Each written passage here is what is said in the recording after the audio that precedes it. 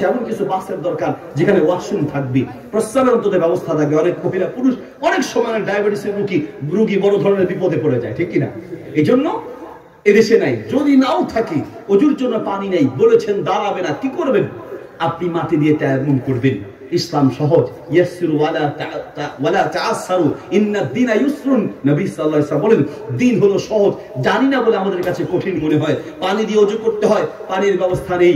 পানি দিয়ে গোসল করতে হয়, পানির ব্যবস্থা নেই। কি করবেন? নামাজ ছেড়ে দিবেন না, ওই অবস্থায় মাটি দিয়ে তায়াম্মুম করবেন। বাসে পায়ের নিচে কিছু বালু থাকবে, থাকবে না? বাসে কিছু বালু আছে তো, এই বালুর মধ্যে বা মাটি জাতীয় কিছুর মধ্যে বিসমিল্লাহ বলে প্রথমে নিয়ত করবেন তায়াম্মুমের। দুই হাত এইভাবে রাখবেন, হাতটা উঠাবেন, একটু ঝাড়া দিবেন অথবা হালকা ফু দিবেন। ফু দিয়ে এরপরে হাত দিয়ে একবার মুখ মাসে করবেন আর একবার হাত মাসে করবেন। বিসমিল্লাহ বলে নিয়ত করে দুই হাত মাটিতে রাখবেন, হাত উঠাবেন, একবার মুখ মাসে করবেন, আবার আরেকবার আপনার হাত মাসে করবেন। ব্যাস, আপনার তায়াম্মুম হয়ে গেল। তায়াম্মুম করে নামাজ পড়তে হবে। অনেক সময় গোসল ফরজ হয়েছে, না ফজরের নামাজ পড়া যাবে না, কেন? আমার গায়ে জ্বর, এখন গোসল ফরজ হয়েছে, তাহলে কি করবে? গোসল ফরজ হওয়ার কারণে গোসল করতে পারবে না, গায়ে জ্বর ঠান্ডা, এজন্য নামাজ ছেড়ে দেয় না।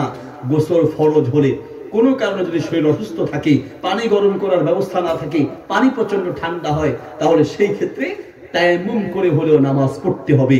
আবার এখান থেকে কেউ সুযোগ নেবেন না, হুজুর তাহলে তো দারুণ সুযোগ পাইছি, ধুমসে তায়াম্মুমের উপরে চলবে, ঠিক না? বাঙালি তো সুযোগের সন্ধানী না ভাই। এই তায়াম্মুমের মাসালা হচ্ছে ওই ব্যক্তির জন্য যার জন্য পানি ব্যবহার করার সুযোগ নেই। পানি আছে কিন্তু পানি ব্যবহার করতে গেলে অসুস্থ হয়ে যাবে, রোগ বেড়ে যাবে, তাহলে ওই ব্যক্তির জন্য তায়াম্মুম করার জায়েজ আছে।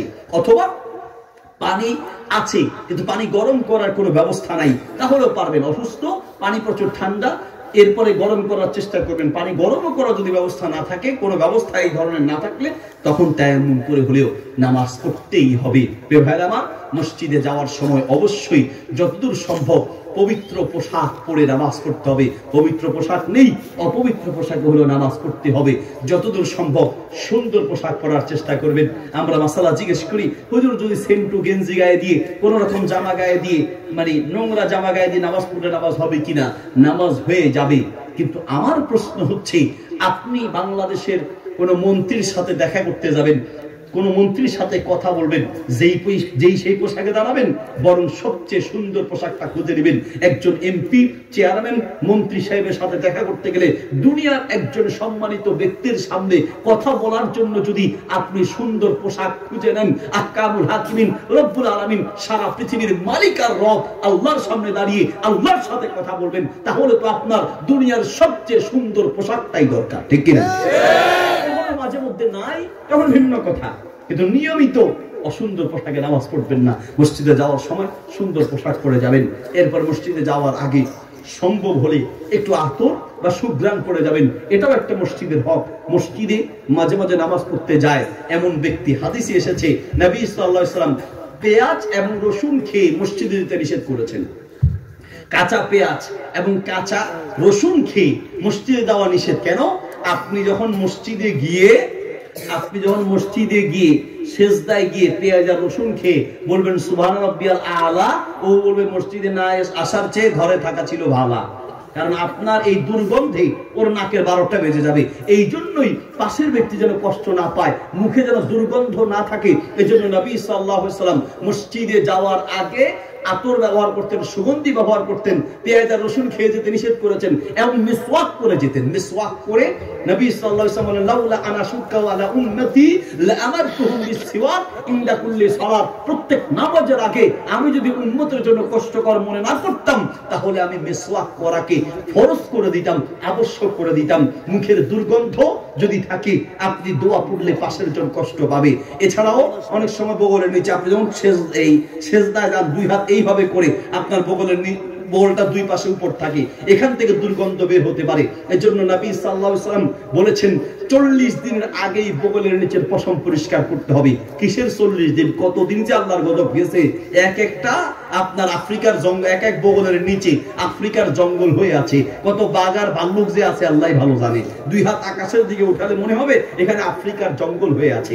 এই জন্য এই বগলের নিচের পশম পরিষ্কার করতে হবে, 40 দিনের আগেই পরিষ্কার করবেন, তাহলে দুর্গন্ধ বের হবে না। মসজিদে যাওয়ার আগে সুঘ্রাণ লাগিয়ে যাবেন। নবী সাল্লাল্লাহু আলাইহি সাল্লাম ইউহিব্বুর রাহাতা, তিনি সুগন্ধিকে পছন্দ করতেন, ফুল পছন্দ করতেন। নবী সাল্লাল্লাহু আলাইহি সাল্লাম ফুল পছন্দ করতেন, ঘ্রাণ পছন্দ করতেন। এই জন্য পারলে পকেটে আপনার চেষ্টা করবেন আতর রাখার জন্য বা ঘরে রাখার জন্য, আসার আগে আতর সুঘ্রাণ দিয়ে আসবেন। মসজিদে আসার সময় এবং নামাজে ঢোকার সময় হাতের এই তাসবিক করা নিষেধ। তাসবিক, তাসবিক বুঝেন? হাতের আঙ্গুলের মাঝে আঙ্গুল ঢুকিয়ে এইভাবে মোটকা ফুটানা, মোটকা ফুটানা এইভাবে, এটা নিষেধ, এটাকে তাসবিক বলে। 4টি সময় এইভাবে তাসবিক করা নিষেধ। আমি আবার বলছি, 4টি সময় হাতের আঙ্গুলের মাঝে আঙ্গুল ঢুকিয়ে মটকা ফুটানো, এই তাসবিক করা 4টি সময় নিষেধ। 1 মসজিদে যাওয়ার সময়, নামাজের জন্য যাওয়ার সময়। 2 নামাজের অপেক্ষায় থাকা অবস্থায়। 3 নামাজের ভিতরে। 4 নামাজ থেকে বের হওয়ার সময়। এই 4 সময় করা নিষেধ, অন্য সময় করা যেতে পারে। এই 4 সময় আঙ্গুলের মটকা ফুটানো নিষেধ হাদিসে এসেছে। মসজিদে যাওয়ার সময় এটা করা যাবে না। এরপরে মসজিদে আপনি যাচ্ছেন, ঢোকার সময় আপনি অনেক মানুষকে কষ্ট দেন। কিভাবে? জুতা যা আছে এক ফেলায়, যা জুতা আছে সবগুলো উত্তর দিকে আর কিছু দক্ষিণ দিকে ফেলায়, নিজের জুতাগুলোকে আবার সুন্দর মতো সাবের করে মতো করে রাখে। এটা আপনি একজন মুসলমানকে কষ্ট দিলেন। একজন মুসলমানকে কষ্ট দিলেন কিভাবে? জুতাগুলো ফেলে দিলেন, এবার এসে জুতা খুঁজতে লাগবে, সে আবার বাপদাদার সদ্য গোষ্ঠীর ধরে গালি দিবে। কোন হারামির ঘরের হারামি কাম করলো, ঠিক কিনা? হাদিসে এটা নিষেধ আছে। অনেকে এই কাজটা করে, আমি দেখি তো অনেক ক্ষেত্রেই, বিশেষ করে জুমার দিন, মানে সে সবার পরে আসছে, সাত মানুষ সবার গুলো ঠেলে নিজের জুতাগুলো একবার সুন্দর করে রেখে দেয়। এই জন্য কিছু পোলা ভাই আছে আগে ভাগে বের হয়ে ওই যে যদি দেখে এরকম, তো সেগুলোকে নিয়ে আরো দূরে ফেলায়। এই যে একটা ঝগড়ার পরিবেশ সৃষ্টি করা, এটা থেকে বাঁচার চেষ্টা করতে হবে। মসজিদে ঢুকে নবী সাল্লাল্লাহু আলাইহি ওয়াসাল্লামের সুন্নাহ হচ্ছে দোয়া পড়া। আপনি প্রবেশ করার সময় কোন পা দিয়ে ঢুকবেন? ডান পা দিয়ে প্রবেশ করবেন এবং দোয়া আছে, দুরূদ পড়ে ঢুকবেন। বিসমিল্লাহি ওয়াস সালাতু ওয়াস সালামু আলা রাসূলিল্লাহ, আল্লাহুম্মা ইফতাহ লি আবওয়াবা রাহমাতিক, এই দোয়া পড়ে মসজিদে প্রবেশ করবেন।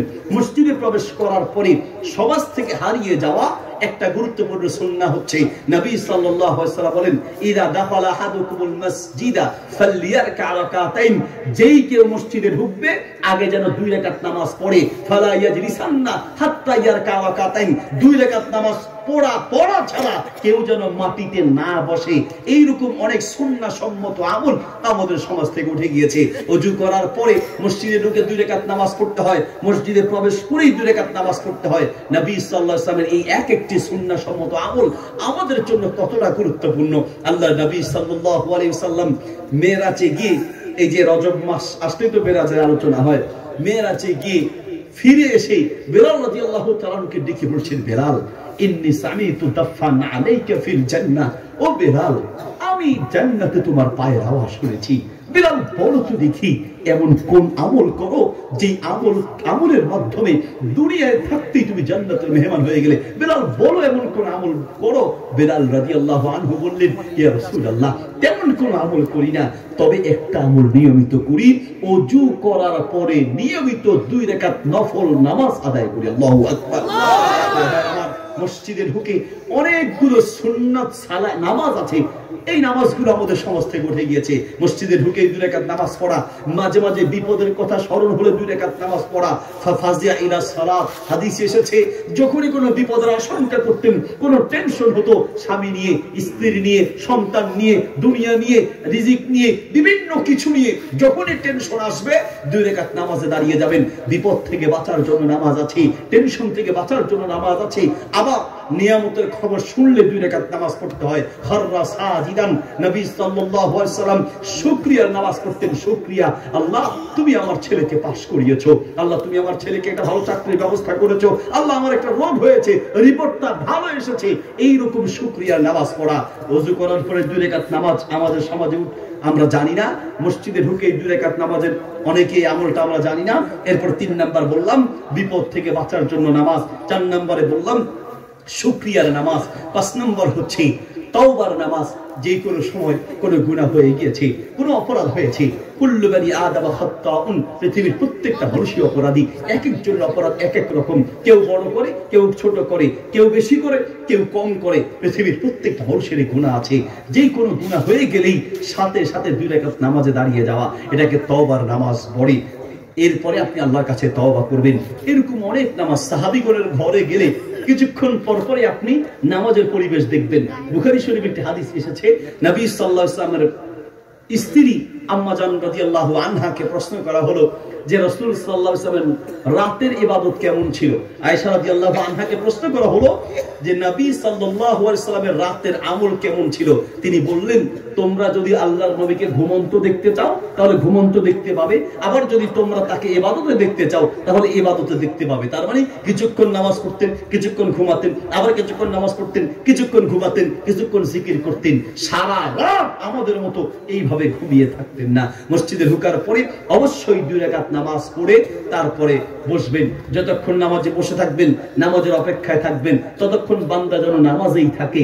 দোয়া কবুলের কিছু গুরুত্বপূর্ণ সময় আছে, এর মধ্যে একটা দোয়া কবুলের গুরুত্বপূর্ণ সময় আপনি যখন নামাজের অপেক্ষায় থাকেন, মসজিদে বসে আছেন, পাশের জনকে নিয়ে আরেকজনের গীবত, দুঃখের সাথে বলতে হয়, গীবত, বদনাম, চগলখুরি আমরা দোকানে দোকানে করি, ঘাটে ঘাটে, হাটে ঘাটে, মাঠে, রাস্তায়, দোকান পাটে, টেলিভিশনের সামনে, ঘরে তো করি। বহু মানুষ আরেকজনের গীবত মসজিদে গিয়ে পর্যন্ত করে।